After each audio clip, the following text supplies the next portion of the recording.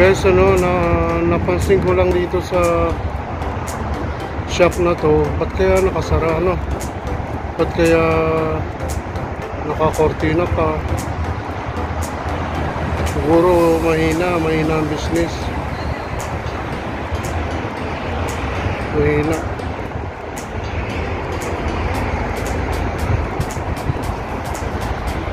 Ayan guys, naka-close siya.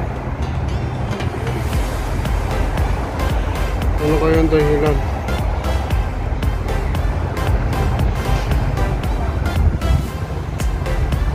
Ayun, kaya pala RIP nakalagay, kaya walang customer. Nakakatakot naman. RIP daw. Naku, wala nga pupunta dito guys. Thanks for watching. Bye.